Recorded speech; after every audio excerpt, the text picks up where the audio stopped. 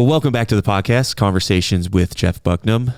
Dr. Jeff Bucknam is the lead pastor of Teaching and Vision at Harvest Bible Chapel in Chicagoland. I'm the co-host, Tommy Creutz, and we're going to have a conversation with someone today because we believe that everyone has a story. But before we get into that, if you're new here, we always jump into something called the preamble ramble or the pre-ramble, which is where we talk about whatever it is that we want to talk about. Breaking news here, Tommy. Yeah, breaking news. We had already done some of the preamble. The whole thing, really. And it was about the drones. Yep, of course. And the United Healthcare CEO. Yes. And what's going on with those things. Tommy shared many viewpoints that he had. and then he shared what he thinks it is. Yeah. And as soon as he finished with that with my extensive research, the entire file got corrupted. Yeah. So it was pretty informative. Yeah. Most of everyone in the room we are stunned at the viewpoint that you shared. Yeah. And it's truth and accuracy probably, right? And now it's lost. It's somewhere lost. And I'm a little bit concerned that we're all going to be killed soon. Yeah. Well, but Big Brother. If you want to know what was included in that entire section, you're going to have to ask Tommy. Yeah. It is. It was pretty. I don't know. But we do know. I feel like I blacked out. We do know the powers that be do not want it to be in your ears. Yeah, the NSA maybe specifically did not want that to. Say the NSA was mentioned. Yeah. Yeah. So unfortunately, no preamble ramble for you because it's all gone. And but if you want to know our thoughts on those things, you can always come and ask us. Yeah. We'd be happy. Big conspiracy theorist friend today, though. Probably the biggest. He's really into it. Yeah, you're going to have a conversation today with Derrick Puckett, and probably not going to talk much about conspiracy theories, or maybe you'll get there. We'll see. Might be sports related, and but you guys are going to have a conversation because we believe that everyone has a story, and you guys are going to get into his story right now. Let's go.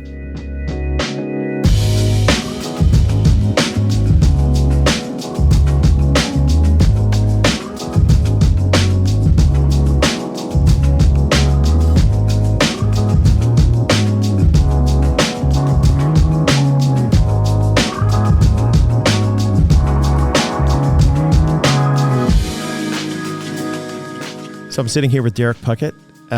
Derrick I should probably start by asking you what it is that you do for work and how it is that maybe I know you. Yeah, I'm the lead pastor of Renewal Church of Chicago, also the president of the Chicago Partnership in the city of Chicago, and we know each other because Harvest supports a Chicago Partnership.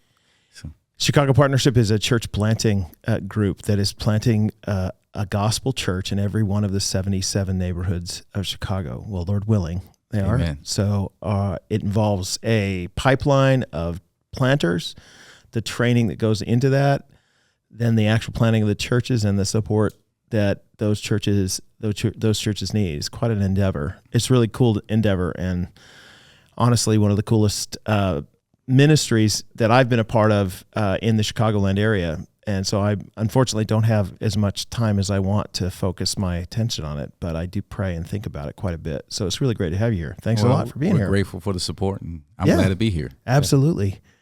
You tell me a little bit about your church, Renewal Church. Yeah, Renewal Church we're in our 11th year now, multi-ethnic, multicultural, gospel-centered church in the city. So my wife and I planted the church back in 2014. I'm originally from Gary, Indiana, which is, I would say, part of the region. Grew up loving the city of Chicago as I grew older.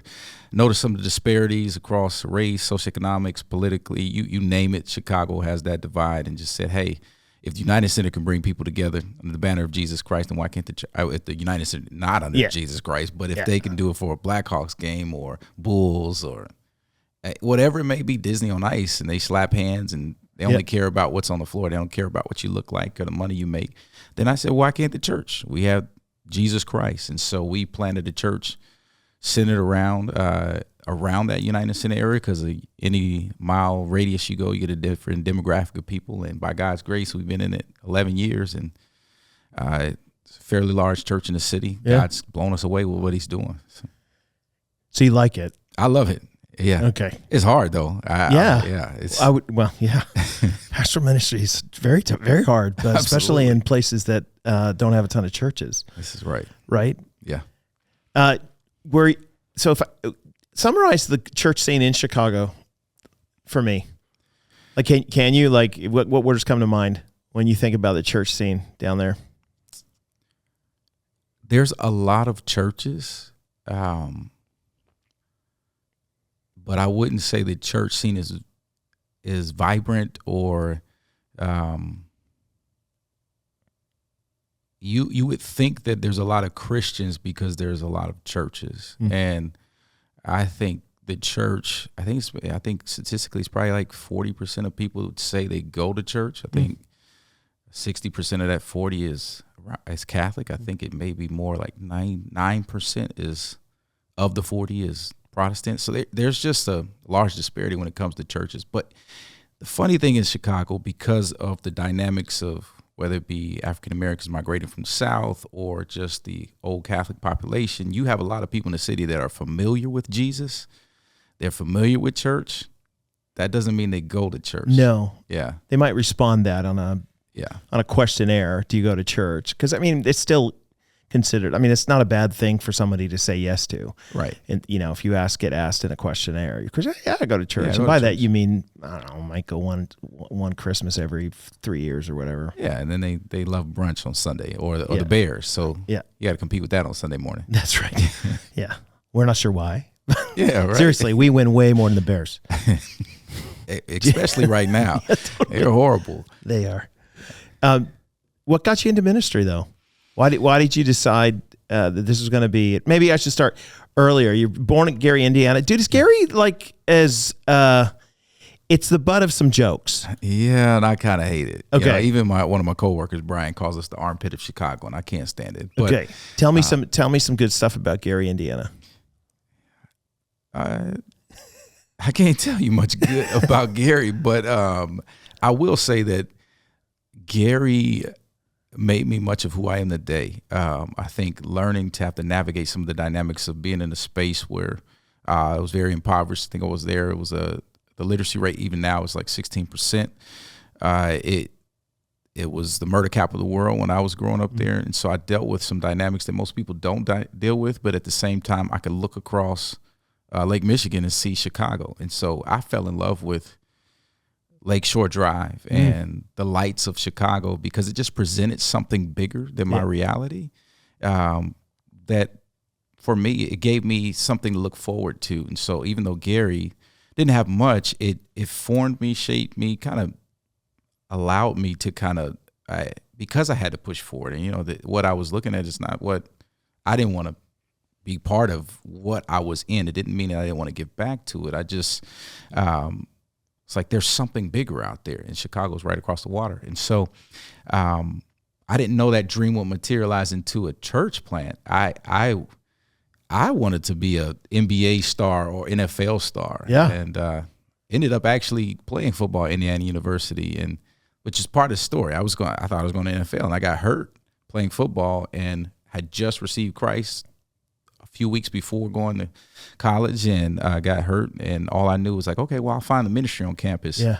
And went in and loved it, but then said, hey, I think there's more than just what's happening in this room. Yeah. It was like 400 white students and just me. And I said, hey, there's got to be something on this campus that's not just all white. And that's where I think the Lord really just started pulling in my heart to nudge to start something. My girlfriend, who's my wife now, Kaylee, and the guy who was discipling me, pouring into me, challenged me to start a ministry. I'm like, I just got saved. What do you want me to do? And started that, and it just blew up on campus. And that's where it started. So you didn't, the family you grew up in, not related to the church much? No, my mother, so I grew up in a single parent household. Yep. My mom, which meant that on Sunday mornings, that was the only day she had off most times. So if she felt up to it, we might go to church. She was Christian. She might we might watch something or listen to something. Always been a praying mom, but I didn't grow up going to church every Sunday. I didn't start going to church. I was just telling somebody about this. Really, I grew up, when we moved to Indianapolis, my mom moved back to Indianapolis. Her family was there, more support when I was going into high school. And then I started going to a Catholic church because our family went to the Catholic church. And then my grandmother died, and my grandmother is the daughter of a Baptist preacher. And so she went to church every Sunday. And so I started driving her car. Now, why would I do this? My grandmother helped raise us when we moved, which is typical in a single parent household. Somebody in the family will step up. My grandmother did that. And she went to church every Sunday, and I watched what she did. I modeled a lot of my life. She taught me how to love. She taught me more about Jesus. And so I said, I'll drive her car to a church. Yeah. And at 16, 17 years old, it was an anomaly. They had like this young black kid walking in here that by himself. And they had me in the pulpit right away. It's like, what is this? And so I'm opening up services. I didn't even know Jesus. And which led to meeting Kaylee, and a year later gave my life to the Lord officially. And so this is when you were in high school. I was in high school. So what high school did you attend? I went to, it's a high school called Brebeuf Jesuit College Preparatory School. It's a private prep school in Indianapolis. Okay. So pretty good athlete. And is that why you went there, for athletics? Yeah, I went there for athletics, and the academics were second to none. It was it's still one of the top schools in Indiana. So yeah. So when you say athletics, it's you said football mostly. So I played both, but basketball was my first love. But football, I was all state freshman year. Like I just excelled in it, and just kept going. What position did you play in basketball? I played every position. Funny enough, I'm like 6'2". You're like Magic Johnson. I guarded like you just played 7-footers. But I was a guard. I was a guard. Played point guard, shooting guard. Yeah, okay. But football was the one that you had more attention from. It was. And what position did you play? I played cornerback and wide receiver. Yeah. So the reason I got into football?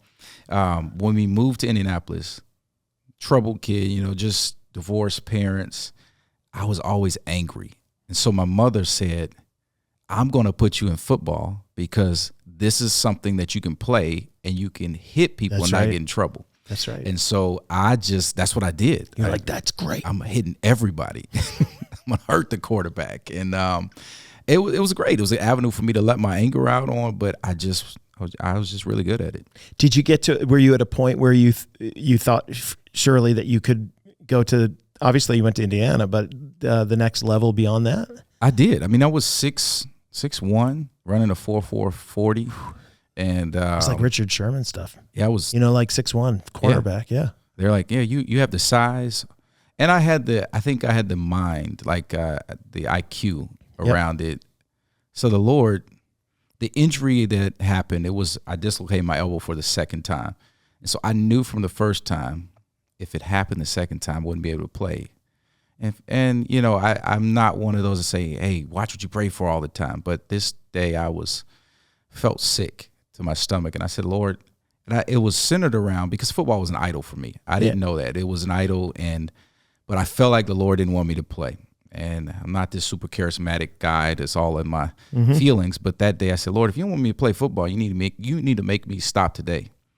And I got an interception. I was running back, and I just kind of tripped and went down. Really? Dislocated my elbow for the You weren't even hit? Well, I wasn't hit. He grabbed my legs. I was dragging him, and I just went down to end the play. Onto your arm? Yep, on my arm. And as soon as it happened, it's the one injury I knew. You're like, yeah. Okay, that's it. And now, of course, I cried like a baby. Yeah, of course you do. Anytime your idol gets touched, right? I mean, you're like, it was what was going to define you, or probably did at the time. And it took me on a whirlwind of like, okay, I shouldn't do this. I don't do this. And so you're planning on going to Indiana, or you had? No, I was not going to Indiana. Indiana was a last resort option. I wanted to go to Northwestern, or Boston College. They were recruiting me, and I didn't take the SAT seriously. Let's just say that. I didn't take the SAT seriously, and should have waited till COVID. Then nobody had to take it. Right. Nobody has to take it. So I had to take it seriously, but I knew what I needed to get into college, and I went on a last-minute college visit to DePaul with a W, and the coach was Bill Lynch. His son, Billy Lynch, was recruiting me at IU. And I went there, and he said, well, if IU is recruiting you, then you should go to IU, which that doesn't happen on recruiting visits. And so I went home, and about a week later, he got the assistant coach job at Indiana. Oh. And he called me. He said, Derrick, do you still want to come to IU? Yeah. I got a spot for you. So that's kind of how I ended up in Indiana. It was the last school left. Yeah. But you'd come to faith in Christ before you went. I did that summer, right before. So you show up on campus, and it was at IU that you hurt your arm again. It was at IU. Freshman year? Freshman year. I didn't even get to play an actual down. It was a inter squad scrimmage where we had full pads, and it was just unbearable. It's like, I can't play like this. If you want to make me stop playing, do it today. Yeah, and he did. And that. So I'm assuming that there'd be a lot of, heartache right after that. Absolutely. Your dreams get crushed and stuff like that. I didn't watch football for years. Yeah. I couldn't watch it. Just the pride in me of like, I was better than that guy. Yeah, and, it's hard. Yeah. And then you start getting frustrated with, why did God have this happen to you? Was that ever a question in your mind? Oh, absolutely. I actually went out every year after that for a different position.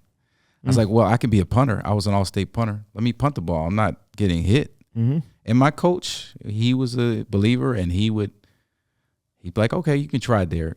Like, he'd just give me a chance. Mm-hmm. Could be a manager. I'm like, I don't want to give people water bottles. So there was this pride in me. But all the while, I'm on this journey of reorienting my life around the things that the Lord was leading me into. And so I changed my major. What was your major before? My major was, I was a direct admit to the Kelley School of Business. So I was going to be a business major. And but I only wanted to do that to make money. It was not that I wanted to make money and make sure my family was set. And that was another bargain with the Lord. I said, okay, Lord, I'll do this. And that love was he was just changing my heart. Some of the things that I had in my heart and the reasons and motivations they were all shifting. And so I said, okay, Lord, I'll be a doctor. I have doctors in my family. I can help people and I can make money. Mm-hmm. I got into that, got directly admitted into that. So my grades were awesome, all that. And I immediately, it's like, this isn't it either. Mm-hmm. And I ended up doing a double major in communication and culture and African-American studies across the diaspora. And so, but it allowed me the ministry I started was to African-American students on campus. So what I was doing and studying went straight into what I was doing on campus. Yeah. And it just allowed me to be a full-time minister and have a 3.9. Did you know that you were good at starting stuff after that? Or was it hard for you to do that? I didn't know. It was at that time. This is the first time. Now I knew, so growing up in Gary, I said this earlier, but growing up in Gary, you have this, and it's not just me. I think anybody that grows up in a hard environment where you're faced with one or two options, like you're either going to figure out a way out or you're going to sit in it. And for me, it was, I learned how to make things happen, hustle, if you want to say. Mm-hmm. My dad, when he left the house, he said, Derrick, you're the man of the house. And so I took that mantle on as I need to make sure everybody's okay. And so my hustle, I didn't know this early on. I'm learning this now through years of counseling, et cetera, it was never for me to achieve the highest accolade. I wanted to make it to the NBA or NFL or NBA to make sure my family was set. I wanted to be big time business major and start these businesses, not just so I could make money. I wanted to make sure everybody's okay.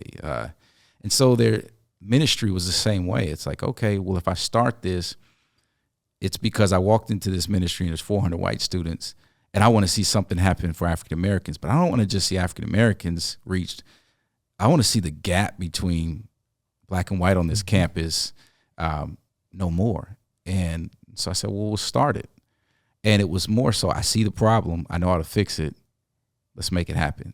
And so how did you start it? Did you just decide one day we're going to meet together at this room? So and I'll preach. And yeah, that's a good question. I started praying, and I'm new to the faith, Jeff. So all I knew was, okay, this is what Jesus did. He went and got 12 guys. And so I just started trying to pay attention to who are the leaders on this campus already. And I immediately approached some of the leaders on campus that were not necessarily Christian. They just had influence, and said, hey, man, I'd love for you to come check out this ministry, check out what I'm doing. And they knew me because of whether I'm an athlete or they've seen me out. And so I had two guys. One was in a fraternity, a big fraternity on campus, and the other one was a spoken word artist that everybody knew on campus. And I just started pouring my life into them. They lived with me. Then that turned into two more guys that would stay, and I poured into them. And then I developed a leadership team because people started coming to the ministry. And so I picked people out of that, including these guys.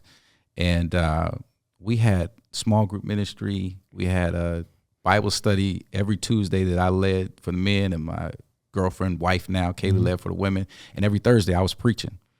And I would just preach what I was learning. And so, hey, this is the study today. And I think how organic it was, people were just attracted to it. I'm just a regular guy. I didn't grow up in the church.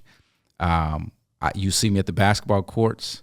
You might see me at a party, but I'm also not doing everything that everybody else is doing. And so it attracted people to the ministry, and it blew up. It was the largest of its kind in the country. I mean, we had over 100 students coming each week, and it was student led. So on the other side, Campus Crusade, who was the large ministry on campus, loved what was going on. They prayed for this. And so I would meet with one of their staff members every week, and he would kind of almost like a pseudo executive pastor. What are you thinking, Derrick? What do you have going on? What do you want to do? And he would just help me draw up a plan. He'd say, here you go. And I'd take that back to the team. And that's what I would do. They resourced us, and then that turned into me doing events with them to where our ministries would link together. I even moved in with 4 of their leaders, white guys that were in my small group, just to kind of really model for folks what it really looked like. So it's me from Gary and 4 guys from Sticks. We're in the house together, and we did Bible study every week. We ate together once a week. We did ministry, and it was great. I just dove head on into what I really believed the Lord was calling me to do. And but I had never done anything like that before. It was more so, this needs to happen. And that's a unique skill, though, that somebody, some people would say, that needs to happen. It's a great idea, but how in the world would I ever? Right. And it just looks too much of a mountain to climb. But you had it sounds like the Lord's gifted you with that kind of I don't know, I'll give it a try. Yeah. Type thing. Yeah. And it turned out to be something that you ended up doing when you planted a church. But after you graduated from college, though, what did you think that you wanted to do? I didn't know. I knew I had this knack for starting things, but I did not want to be a pastor. Why not?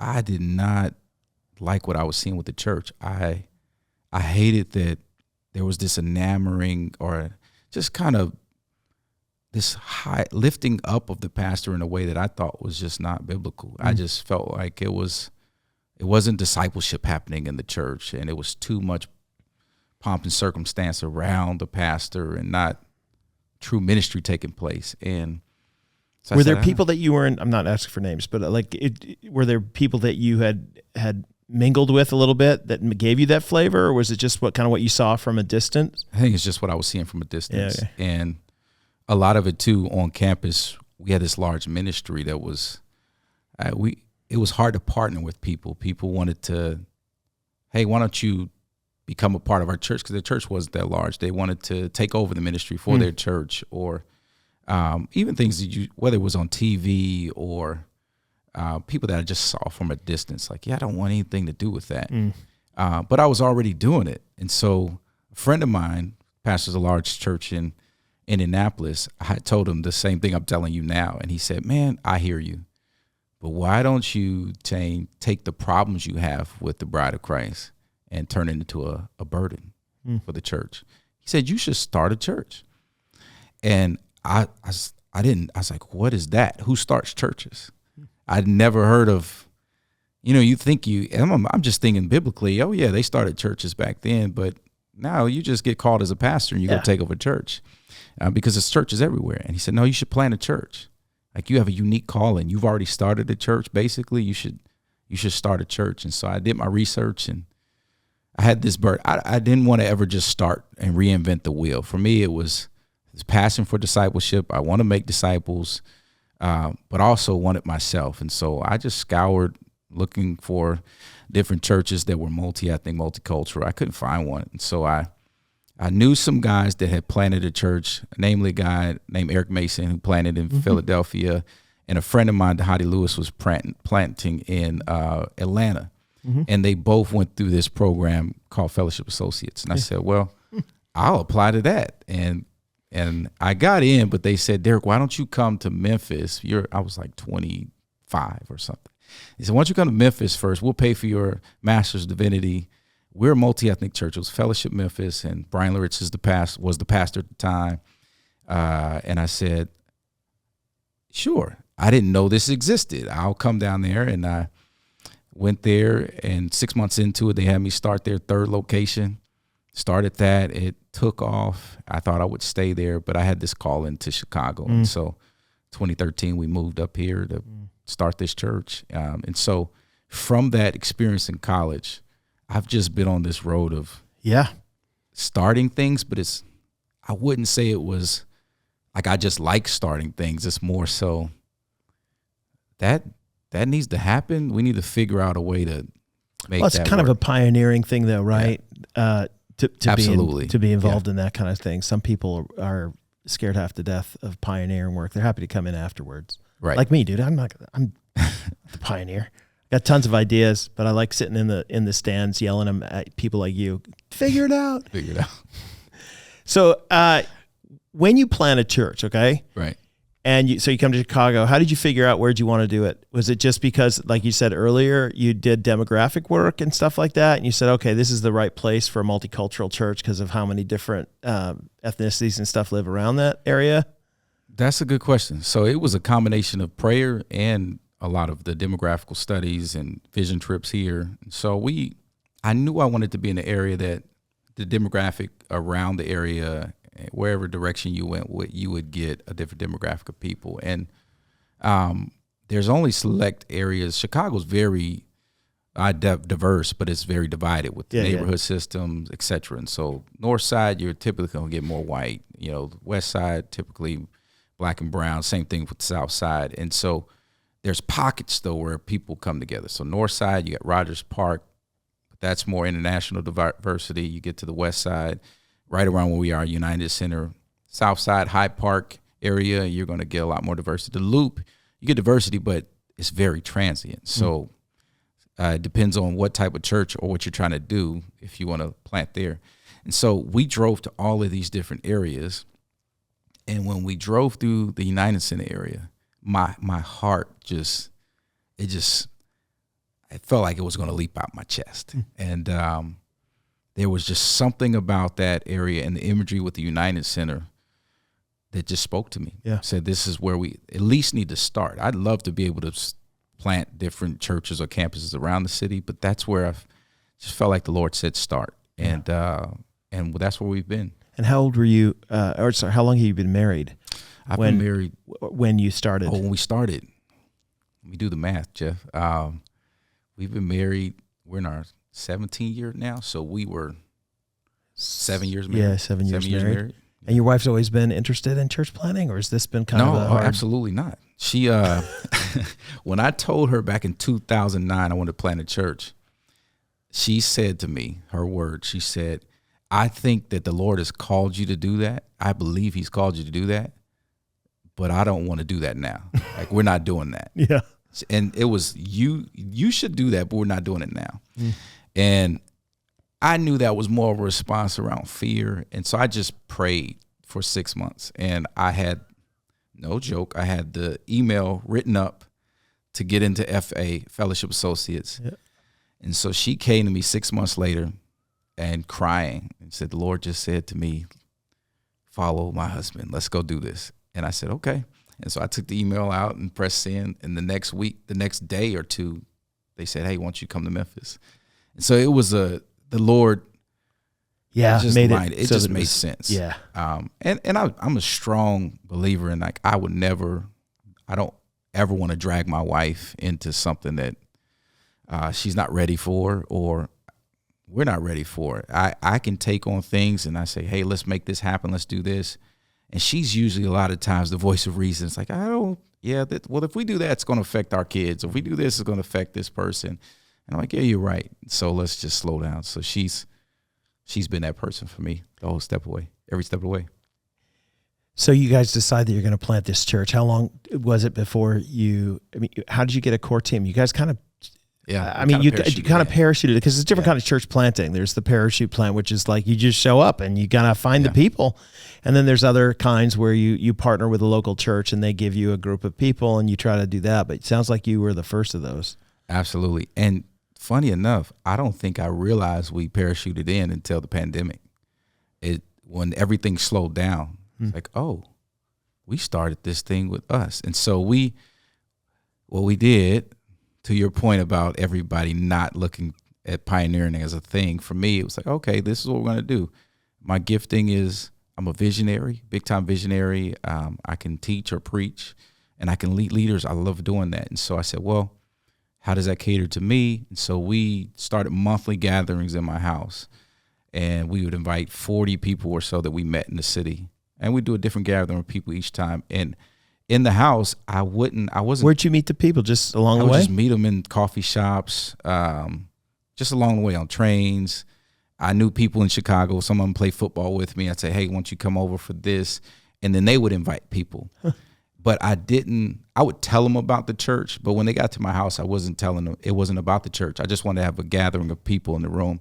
And what I wanted to happen was people to see something they'd never been a part of. And so, because if it weren't for that room, they wouldn't have fellowshipped or did communion with these people otherwise. And so the number one comment we got was, man, I've never been in a setting like this before, this diverse of a setting. Yeah, and this is, it's really interesting when you think about a lot of church planting, like guidebooks from years ago. They were like, look, you need to identify your people group. Yeah. And the people group is defined as African-American, 30 to 35, young, like that kind of stuff. Or it's, we want, I'm thinking about Willow Creek, unchurched Terry and Mary or whatever it is that this is the person that we're exactly looking for is a 35-year-old. They live in Barrington. They can say, what you were trying to do was like kind of breaking all of those rules. Broke it all. Like, don't have a basic rule for who's coming, because the goal is to have all the different kinds of people that come. Did you find that people were hesitant with that when they first started getting involved, or were they kind of like, this is actually kind of cool? That's a great question. So I'm going to answer it different ways. We had the people that were coming loved it. Because they wanted a place to fellowship. They were like, man, if we're going to have a new church, the things that we want fellowship, we want a place to do community. But where I got the most pushback was from pastors and leaders in the city. They're like, Derrick, you could never do that. You have a master's degree. You're Black. Why don't you plant a church for Black educated people? And I'm like, what? Like, where is that even in the Bible? Yeah, but that's the guidebook, man. That's what they tell you. That's what they told me to do. And I'm like, no, that's going against everything that I believe the Lord has called me to do. And so I went against the grain. And so we started gatherings in my house once a month. And I did that for 4 to 5 months. And then the 6th month, we did a vision. That was the first time I did a vision night. So before that, we did Christmas songs in the house. We had Thanksgiving in the house. We did baby showers, and 40 to 50 people. All the while, though, I was preaching around the country. And so I'm preaching around the country, do this vision night, March of 2014. And then June, about 40 people moved from all over the country to be a part of this. And then I had all these people that I've been meeting with in the city. So when you're preaching around the country, are you going to different churches, and are you making a plea at those churches to, hey, this is what I'm doing? If the Lord's touched into your life or whatever, you're in a situation, consider moving to Chicago. Yep. So the churches they were churches that support us, And they knew that we were planting this church. And so that was part of it. So I'd preach, and if the Lord's calling you, maybe you're moving to the city of Chicago, jump in with us. And so that's what happened. So we had about 40 people that moved, and my wife said, let's keep doing these gatherings. And so my wife's family's from Belize. And so one day, it was a random Tuesday, we woke up. She said, we need to invite everybody that's moved here, plus the people that are in the city. She said, I'll make Belizean tacos, which is like fish tacos. And I said, okay. Well, I invite everybody, and we got, I think 50 people showed up, and they came over, and we just fellowship, had a good time. And then there was a couple that moved that became an elder at our church. They were missionaries in Mexico. And so they said, next week we'll make authentic Mexican tacos. And so we did tacos every Tuesday through the summer. And then at the end of the summer, we did 4 preview services. And so this is a different, like, we didn't do a small group Bible study or anything. It was totally different than anybody would have written up for, at the time at least, church planting. And we started with 150 people, leveled around 80, and now there's hundreds of people 10 years later that call Renewal home. So what's the hardest thing about it, the ministry that you do? I mean, I kind of want to ask, like, what is it, if you could ask the Lord with whatever wisdom you have, right, which is limited. Right. Lord, if you could just give me this, what would it be? Man, the Lord has allowed me to lead efforts that I've just seen a lot of fruit. Chicago Partnership, you know a lot of this, Jeff. There's 60 people that we're training. I think 8 church plants happening this year. Yeah, let me get real quick. The background Chicago Partnership, like we said, is this network. It's affiliated with Redeemer City to City, which is basically a church planting network. Right. And they have outposts in all sorts of different cities, especially in major urban centers. Right. And or Chicago Partnership is the representation of it in Chicago. Absolutely. You got involved with this how many years ago? When I moved here. So it was I moved here knowing we had resources raised. I could get the people. I needed friends. Yeah. So that's how I got involved with Chicago Partnership. Okay. Like, they were a totally different entity back then. They were just giving out church grants. They weren't doing any training. And so I jumped in and then became a board member 2 years later. But similar to what you've done, your vision even for the partnership was multicultural. Absolutely. And so that's one of the things that you brought to, because I think, well, you'll correct me, but it was largely white when you. Oh, it was all white. It was absolutely. When you came, so you have this kind of, which makes, I mean, Tim Keller's church is largely white in New York City. And so people who are followers or, people who are really interested in Tim Keller and his ministry style and stuff would have been the people who were part of it. But then you come along and you're like, yeah, this needs a little more. This needs more color. So you intentionally brought the same kind of multicultural mentality to that as you did to your church. And you've been in charge. How long have you been kind of overseeing the partnership? Since about 8 years, since 2016, I believe. And so that's just all the background. So now you have how many guys who are involved in the? So we have 60 leaders in the 3 years right now, and we have 8 people planning churches. What's the 3 years? What do you mean by that? So, 3 years. So the first year is a leadership cohort, so anybody can get involved. We just want to train leaders in the city. And so that came out of this idea that most churches in the city are failing because of leadership, whether it's elders or something with the lead pastor. And so if you're going to give us an inlet or a way to train the leaders in the church, we just want to pour in. So anybody can apply to that, and we just train leaders. And that's open to women and men. The second year is you have to declare, am I planning a church, pastoring, or revitalization, which means basically hopefully helping bring a church back to life. And so that it's like a funnel effect. So now we have, for instance, this year we have 27 in the first year. We have 20 in the second year. The last year, I believe, is 10. And so the last year is a fellowship year. It's, you need to find a job. Second year is residency. We put you at a church, train you, gear you up. And then that last year, we want to help you find a job if you're not already planting your church. And so we get 3 years to pour into leaders in the city, and they get introduced to friends like I wanted. So they come out with a network. They also come out with all the skills, hopefully, that they need and equipped to pastor and lead in the church in the city. And they're doing it different than I did. So they're not That's okay. pioneering and coming in here parachuting. It's set up hopefully for them to succeed. And it's been great. And so what I was saying is that, By the way, that whole, what you just described to me, I mean, I have a little bit of experience with church planting, not the planting, but like being on boards and stuff. That size of funnel, that size of bench is huge. I mean, you know that, Yeah, right? right. Like, Absolutely. I'm assuming that you get together with the other, city to city partners around the place. They don't have it. No, but no, by no means do they have that. Oftentimes it's just a handful of people and they're pleading for more people, pray to the Lord of the harvest to give us workers. But you're right. it seems like what the Lord is doing in Chicago is actually answering that prayer, that you guys have got a bunch of people who are actively involved, which is amazing. So whatever does. you're doing, do more of it. So you're right. but yeah, continue what you were saying. No, to your point, it has become a model of ministry for city to city, and find myself teaching other hub cities just kind of how we do this.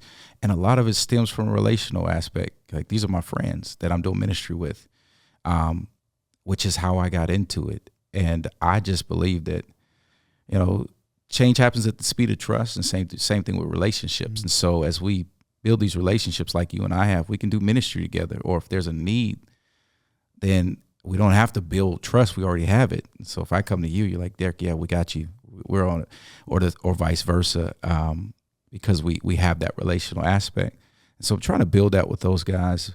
I think the hardest thing, back to your question about church planting in the city, is that it's so transient. And so you find yourself each year or every 1, 2, 3 years sort of replanting. And our church is at a point where 10 years in, we need the stability. And I hate saying this because the church is not a building, but the idea of Building helps. we need a building that, because people in Chicago, because of the Catholic population and a lot of different historical factors, they still associate church with a building. And so although we have hundreds of people that come to Renewal, it's like it may be a different 300 to 400 people each week.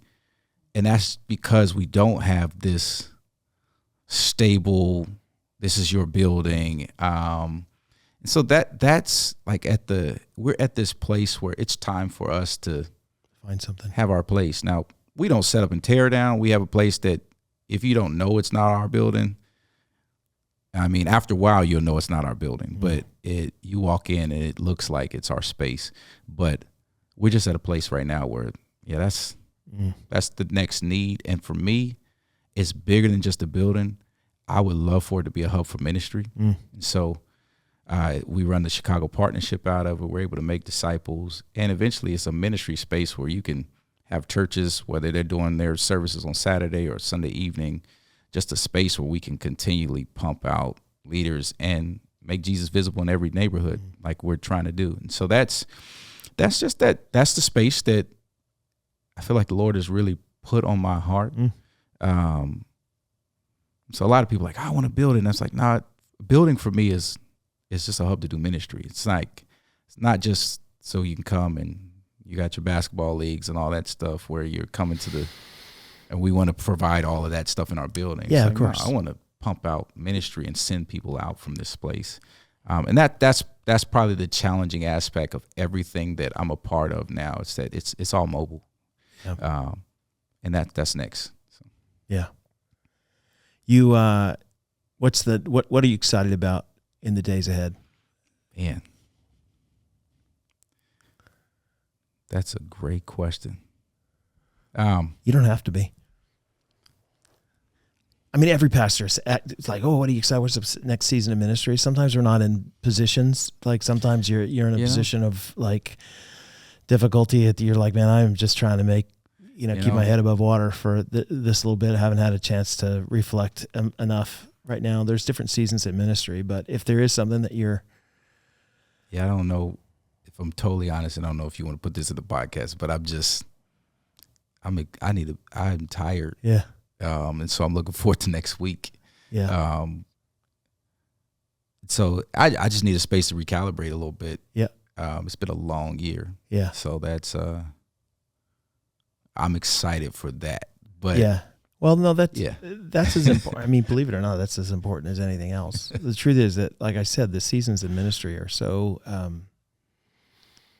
Yeah, you'll have ones where things are going amazing, and then you'll have ones where either stuff in your personal life or the ministry itself just goes things feel like they're going. So it's not that they're going sideways, right? Because God has the plan, but it feels like it's going sideways, and you're just like, man, I don't know what's the next thing. I have no idea. Absolutely. And it's in moments like all of it. It's the Lord's church, not ours. And that's been my year. I told you that I've lost several people in my life. In the last 6 months, and my wife's been sick. It's been a really hard season for me. And so to look to what's next, I think the Lord it's not exciting for me because it's different. I'm not in a space where I feel like there's a next heel to charge. I feel like I'm in a space of like steadfastness and just maintaining. Exactly. And it's so different for me, but it's character shaping.